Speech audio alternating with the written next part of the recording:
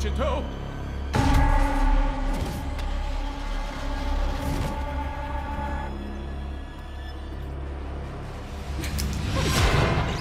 What's the matter, Demon Hunter? Never seen a real demon before?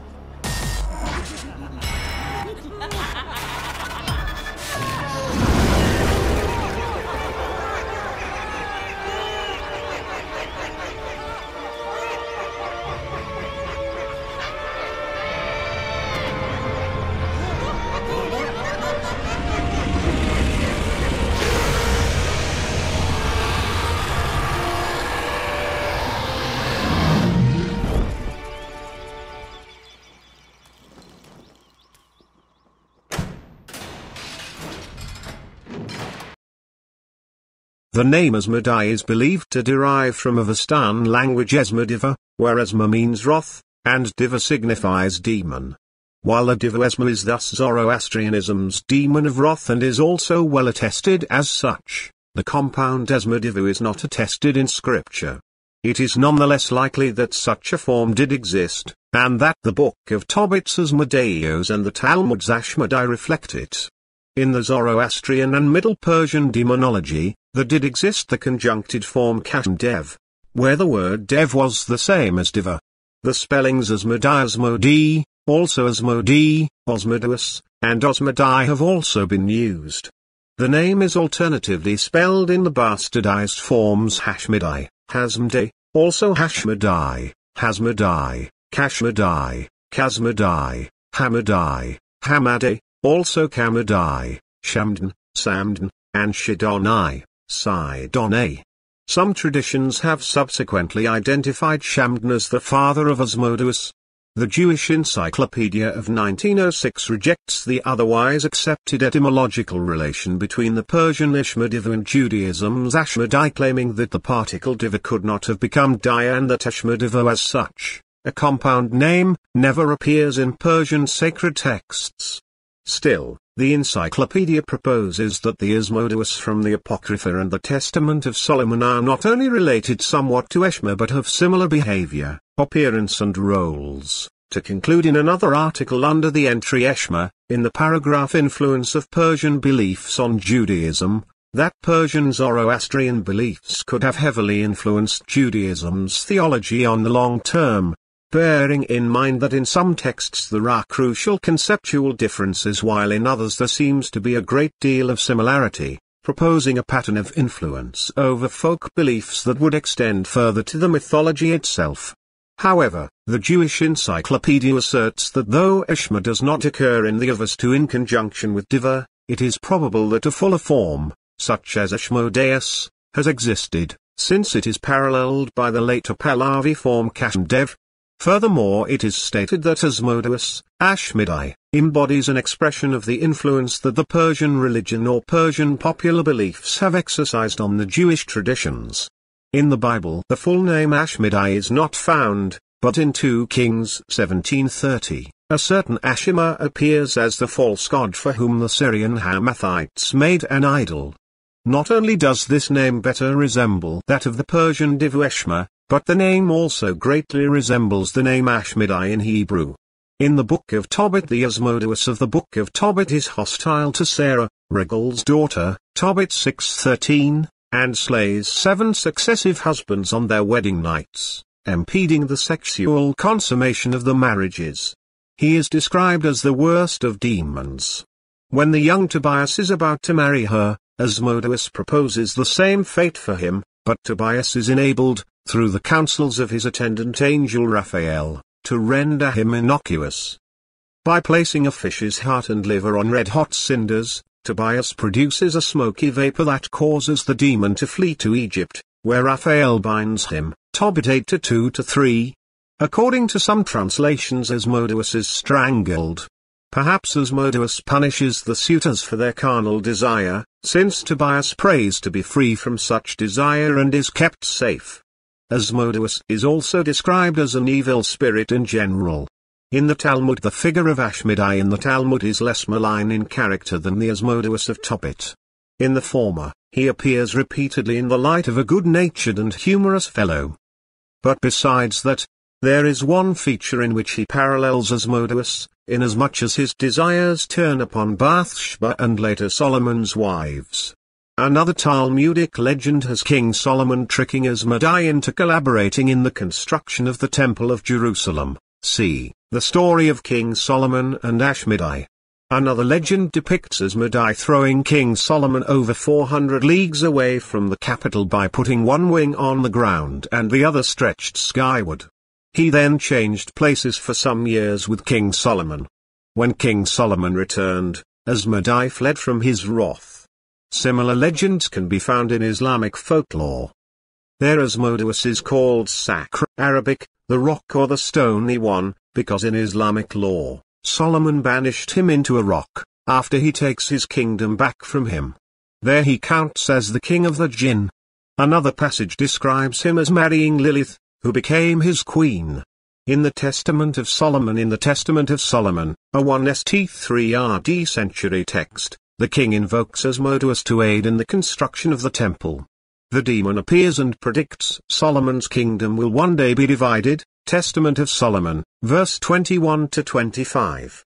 When Solomon interrogates Asmodeus further, the king learns that Asmodeus is thwarted by the angel Raphael, as well as by sheet fish found in the rivers of Assyria. He also admits to hating water and birds because both remind him of God. In the Malleus Maleficarum 1486, Asmodeus was considered the demon of lust. Sebastian Michaelis said that his adversary is Saint John. Some demonologists of the 16th century assigned a month to a demon and considered November to be the month in which Asmodeus' power was strongest. Other demonologists asserted that his zodiacal sign was Aquarius, but only between the dates of January 30th and February 8th. He has 72 legions of demons under his command. He is one of the kings of hell under Lucifer the emperor.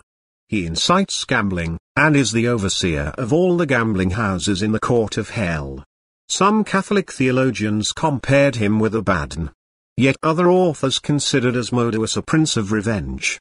In the Dictionnaire Infernal by Condorcancy, Asmodeus is depicted with the breast of a man, a cock leg, serpent tail, 3 heads, one of a man spitting fire, one of a sheep, and one of a bull, riding a lion with dragon wings and neck, all of these creatures being associated with either lascivity, lust or revenge.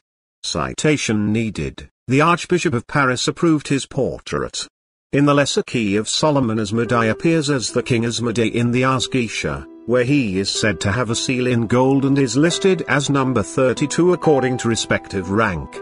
He is strong, powerful and appears with 3 heads. The first is like a bull, the second like a man, and the third like a ram, the tail of a serpent, and from whose mouth issue flames of fire. Also, he sits upon an infernal dragon, holds a lance with a banner and, amongst the legions of Mammon, Asmodeus governs 72 legions of inferior spirits. In the Magus, Asmodeus is referred to in Book 2, Chapter 8 of the Magus, 1801, by Francis Barrett. Well, those were cheeky definitions, so here is Lucifer's definition of Asmodeus. One of the 7 rebellious angels who were cast to earth to roam until the day of judgment, Asmodeus once held the position that St. Peter now holds, but Asmodeus was discontent with the way creation was written or that which was before or after. He was one of the main instigators of the rebellion if I'm remembering correctly, and was often the outspoken one, well known for saying things that were overstepping the boundaries. I remember being warned about hanging around him too much, as he liked to test the faith and loyalty of angels by revealing to them things from the book of life that would test their merit. It was in his dominion that I found the spirit trapped and on display in this freakish infernal carnival. There was a huge Ferris wheel and the procession of circus animals. The unholiest looking clowns that looked as if they stepped out of a Rob Zombie movie. It was an circus show of the highest of the damned in the bleachers, and the damned souls were the ones performing. Whether they pulled of whatever the act was or died trying didn't matter, everyone was still entertained. There in the sideshow booths, in the House of Mirrors, behind the veiled curtain like some Wizard of Oz, was displayed the marvelous magnificent magical Mephisto. Or his head at least, stuffed in a box with swirling cone-shaped eyeballs as his head bobbed back and forth saying over and over bippity boppity bippity boppity bippity. Then there was the ringmaster, Beelzebub, with his old movie-style villain moustache and slicker in conversation and motive than any you had ever heard of let alone met. He kept referring to me as the kid that would grow up and be the big star one day and run the big top. Strange man from what I remember, totally full of himself too. He put on a good display for everyone else, but I could sense that underneath, like everyone else, he despised me. By reason of association then I would assume that this nectar tree of the gods must be derived from the once extinct tree known as the Jumbi tree, a holy and sacred tree that once grew in the Holy Lands, believed to have once been the tree of life until around 500 AD the Holy Roman Empire had hunted down and destroyed all of these sacred trees supposedly. However, the Jumbi tree must still exist somewhere and has been hidden away all this time, considering the holy relic of the holy ampulla and the anointing oil used by priests, even up to the current King of Britain, Charles III, have all used oils that were derived from the sap of the jump tree. Also in turn there were other objects made from this tree, including the paper which the original scriptures were written on, ensuring their creation of their Holy Bible would happen exactly as they wrote it, as well as mystical paper of the ancient orders of magic, including the legendary 12 dragon scrolls, as well as some of the legendary grimoires such as the Book of Soiga, the Manifesto Maleficarum, and Codex Gigas or Book of Igigi. Through this list of references we see the obvious signs of a cultural, religious, conflict centered around objects that they say have the power to bring into reality whatever you write on them, leading up into the Dark Ages where the resistance to the conquests of the Holy Roman Empire, the occults and orders between the years of 130 AD to around the year 1333, and the persecution against witchcraft hit some sort of climax. Maybe they ran out of paper or room on the paper. The later paganistic orders of the 14th century on look as though they were groups of desperate people who sought some retaliation against the church and found the old grimoires from the previous age. Many sought to study and unlock its secrets, going by the accounts of the Holy Church's records, written by the victors might I add. During this time there were many different books written, but most were burned. Some have survived until today, and that is what began what would eventually become the witch burnings in colonial America. The church sent a man in search of these missing pages, ripped from a grimoire of one of these books. 13 pages was ripped out of one of the books and smuggled into the Americas, 8 were recovered, 5 were said to be destroyed. All other books were considered destroyed or locked up beneath the Vatican, but that is irrelevant. Just as the sacred and sanctified grounds of civilizations long turned to dust are still the just shifted dimensions, but their outline can still be tapped into. Access from the physical world by a conduit can still be used to bridge the gap between worlds, and if they can, so can these grimoire. All you must do is tap into the essence of the books. Every sorcerer's grimoire is tethered to them somehow or in some way. We tap into this essence when we call out to our books. All one must do is search within the essence for an embedded command that will realign the book's structure, and it will reform itself in the form that the essence is derived from. The reason why these books and their pages were so important becomes obvious here and aligns with the information provided on this. These pages held the ability to make magic a reality. What was written on those pages held the potential to make their struggles against the corrupt church a reality. However, that subject is solely up to my discretion. First of all, I do not understand why or how they managed to attain a seed from the tree of life. It was destroyed when the garden was sealed. Well, let's run through the possibilities here. It could be that someone hunted down the remains of Adam or Eve and extracted the fruit from the contents in their stomachs, or from some refuse on the grounds of the garden. This could also be the final plan behind Satan's scheme of extracting the essence imbued within Adam and Eve. Here is where the truth begins to reveal itself. Satan has always been deemed a defeated individual in all his exploits, but if this was truly Satan's scheme, then why are others, both in the past and in the present, the ones benefiting from his losses and defeats? True, the method and schemes of the church and the pages made from a seed of the tree of life may be something possible in their time. Extracting something's content from a corpse's stomach, was a method first conceived during the time of Egypt during their mummification process. Just recently they revealed that the tree they once thought extinct, the jump tree, had returned due to scientists reverse engineering the seed and replanting the tree. Which I find highly unlikely considering the sap has been used for centuries. So much deception and greed. It is hard to work in such an atmosphere. However, the tree does not hold the potential to create life. The being within the tree is what holds the potential. Without me, that tree is useless. I see the necessity for my intervention, but I did not create the universe to be manipulated by such methods. That is the basis behind my entitlement as the omniscient, omnipotent, omnipresent, as well as the reference to my being consisting of a being of perfection. Everything was created that was necessary at the time of creation, nothing more needed or missing. No mistakes, everything has a solution somewhere, it just must be naturally discovered. Okay, this is worse than I thought.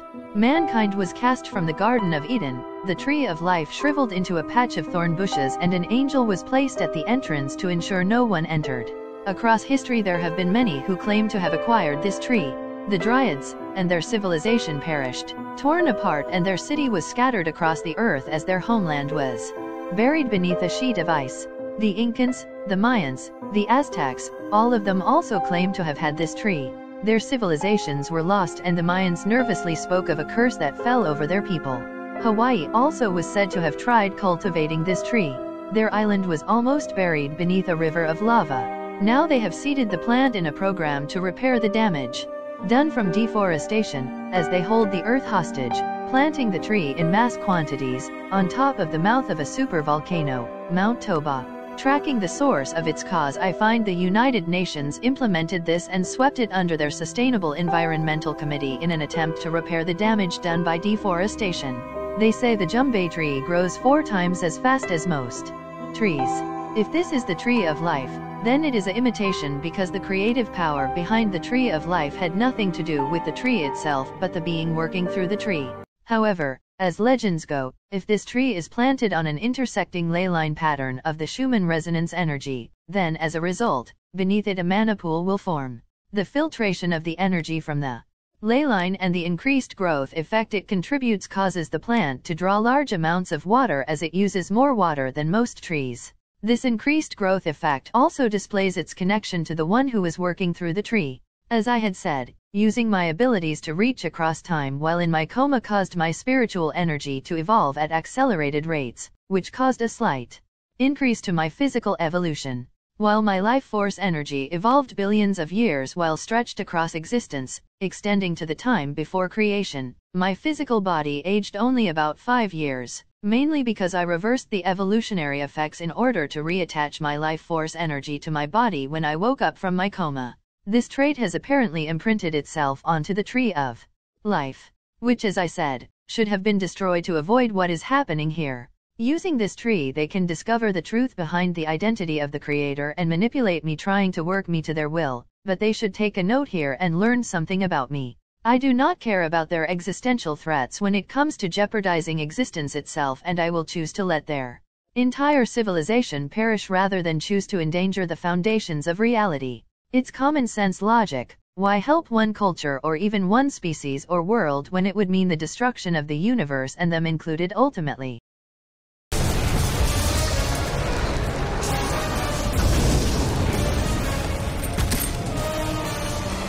Do you see, gods of Olympus?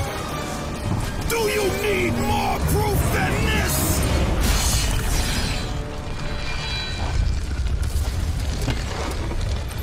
Placing all of his godly power into the weapon had rendered Kratos mortal, vulnerable to the arms of death.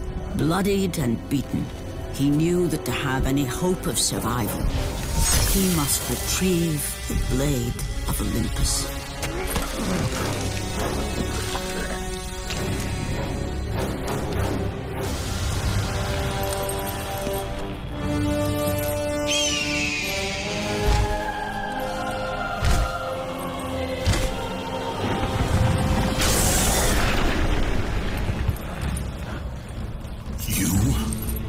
Yes, I am forced to attend to this matter myself. Athena refused to undo her mistake.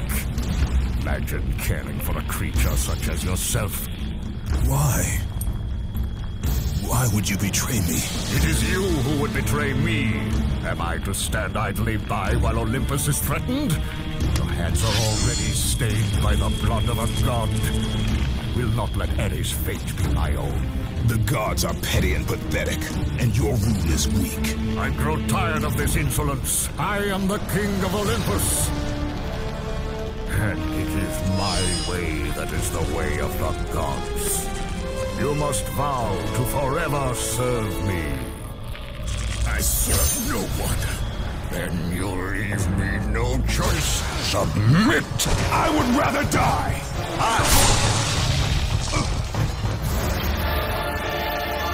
It did not have to be this way, my son. This path is of your choosing. A choice from the gods is as useless as the gods themselves. Even now, as you draw your last breath, you continue to defy me. Everything you have ever known, Kratos, will now suffer because of your sacrilege. You will never be the ruler of Olympus. The cycle ends here.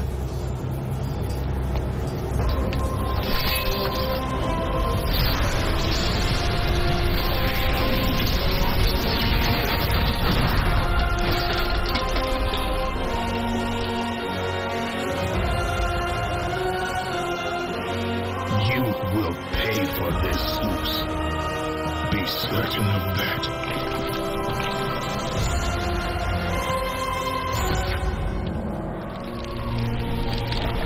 Kratos was destined to bring about change so severe that it would shake the very pillars of Mount Olympus. His death was something that I could not allow.